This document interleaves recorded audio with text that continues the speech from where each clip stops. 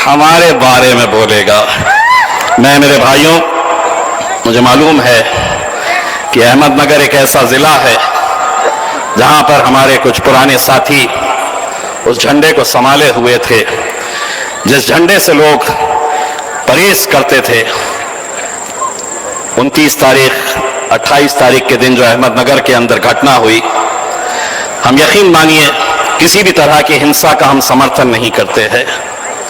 मैं नौजवानों से सिर्फ इतनी अपील करना चाहूंगा, यकीनन हम अपनी जान से ज्यादा अपने मोहम्मद मुस्तफ़ा सल्लल्लाहु अलैहि वसल्लम से हम मोहब्बत करते हैं, लेकिन अगर कोई बैनर लेकर खड़े रहेगा, कोई पोस्टर लेकर खड़े रहेगा और ये कहेगा कि मैं मेरे नबी के बताए हुए रास्ते के ऊपर चल रहा हूं, मेरे नबी से मेरी मोहब्बत अगर मुझे जताना है तो मैं कहीं बैनर लगाऊंगा, कहीं पोस्टर लगाऊंगा, तो नहीं मेरे भाई। हमारे आका ने हमें कुछ बातें बताई है, कुछ बातें सिखाई है, जिंदगी कैसे जीना है ये हमको बताया है। उन्होंने ये नहीं कहा है कि मेरी मोहब्बत बताने के लिए तुम्हें कहीं पोस्टर लगाने की जरूरत पड़ेगी, कहीं बैनर लगाने की जरूरत पड़ेगी।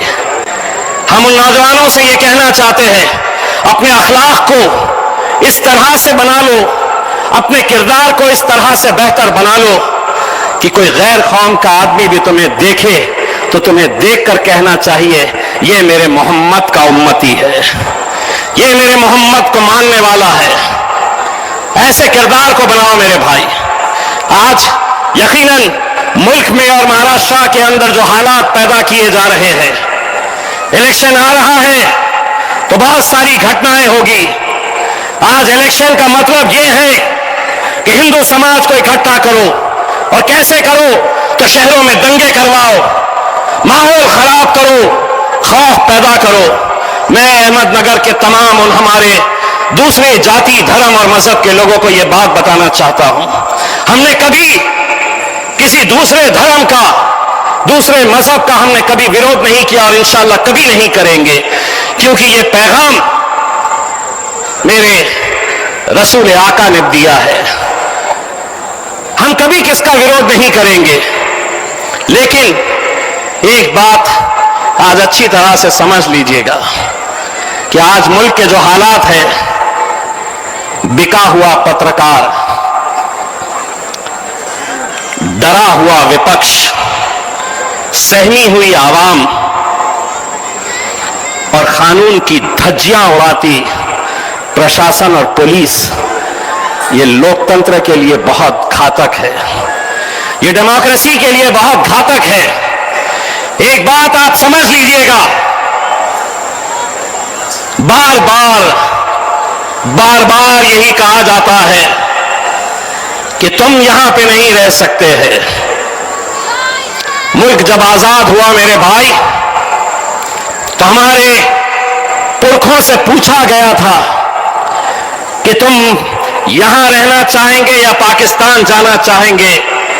हमारे बुजुर्गों ने कहा था कि इस मिट्टी में हम पैदा हुए हैं, इंशाअल्लाह इसी मिट्टी के अंदर हम दफन होंगे, हम कहीं नहीं जाने वाले हैं, यहीं रहेंगे। जमहूरियत ने हमें जो इख्तियार दिया है, उस इख्तियार का इस्तेमाल करते हुए हम यकीनन जद्दोजहद करते रहेंगे। मुश्किलात आएगी, तकलीफें आएगी, परेशानियां आएगी, लेकिन हिम्मत मत हारना मेरे भाइयों। आज ये जन सैलाब जब मैं देख रहा हूं तो मुझे इतना यकीन है कि जो बैरिस्टर असदुद्दीन अवैसी साहब बिहार की सड़कों के ऊपर सुबह से लेकर रात तक एक एक चप्पा चप्पा घूम रहे हैं, वो किस लिए? हमारी अपनी क़यादत खड़े करने के लिए। वो किस लिए आज बिहार से सीधा यहां पर आए, यहां से सीधा बिहार जाएंगे? किसके लिए कर रहे हैं मेरे भाई? हम चाहते हैं हर शहर में अपना एक लीडर पैदा होना चाहिए, हम चाहते हैं कि अपनी क़यादत खड़ी होनी चाहिए। इसीलिए ये जद्दोजहद चल रही है। बहुत सारे लोग अलग अलग बातें मजलिस के बारे में करते हैं कि ये फलां आने से किसी को फायदा पहुंचेगा, बीजेपी को फायदा पहुंचेगा। एक बात अच्छी तरह से समझ लो, इम्तियाज जलील अगर एमएलए बना औरंगाबाद से, इम्तियाज जलील अगर मेंबर ऑफ पार्लियामेंट बना औरंगाबाद से, तो वही भारतीय जनता पार्टी को और शिवसेना को पछाड़ के अल्हम्दुलिल्लाह हम वहां पर गए थे, उन्हीं को पछाड़ कर। लेकिन हमारे ही अपने खेमे में कुछ ऐसे लोग हैं जो अलग अलग चौखटों के ऊपर सिर्फ एक ओहदे के लिए, कुछ ठेके के लिए, कभी अजीत पवार के पैरों में पड़े हैं, तो कभी देवेंद्र फडणवीस, शरद पवार, अजीत पवार के। हक तो यह है कि कई मुसलमानों को मैंने गुस्ताख रसूल की हिमायत करने वाले एकनाथ शिंदे के पैरों में भी देखा हूं। यह मत समझना कि अकेले वो महाराज ने गुस्ताखी की हमारे नबी के खिलाफ, जिसने उनकी तायीद की वो भी गुस्ताख रसूल है।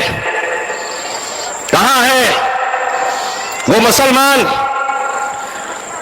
जो एक डेलीगेशन बनाकर अजीत पवार के पास गए और कहा कि अपने आमदार को संभालो? नहीं संभालने वाला, इसलिए नहीं, मैं किसके बारे में बोल नहीं रहा हूं, जिसको समझना है वो समझ रहा है। कुछ कुत्तों को सड़क पे छोड़ा जाता है, किसके गले में पट्टा बांधा जाता है, घर में रखा जाता है, और कुछ खुजली वाले होते हैं। खुजली वाला कौन? तुम बोलो ना, मेरा क्या जाने वाला। तुम बोलो, खुजली वाला कौन?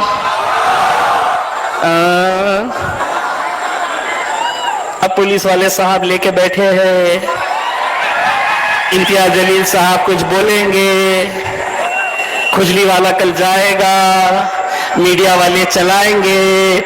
इम्तियाज जलील ने उसको खुजली वाला बोला, मैंने नहीं बोला, लेकिन तुम भी समझ गए तो बराबर चला देना जिसको चलाने का है।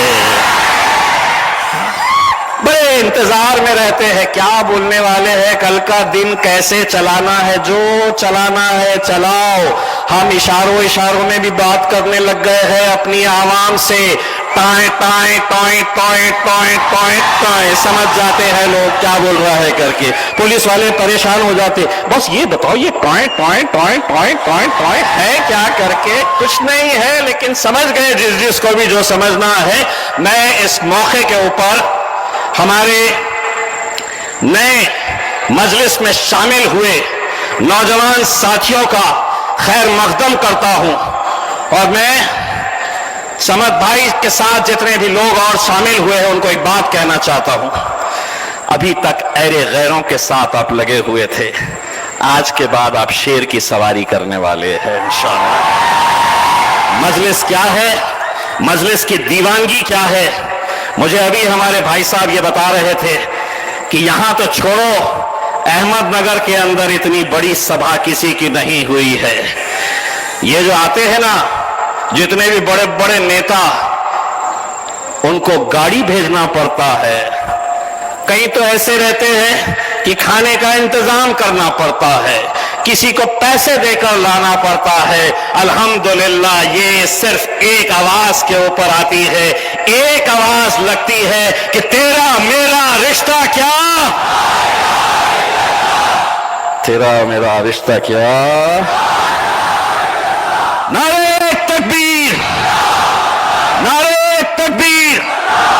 बहुत बहुत शुक्रिया। आखिर दम आपल्या परिसरातील बातम्या आणि जाहिरातीसाठी संपर्क मुख्य संपादक वसीम झारा मो 1849797961। बातम्या आवडल्यास लाईक करा, कमेंट करा, शेअर करा, बेल आयकॉनवर क्लिक करायला विसरू नका।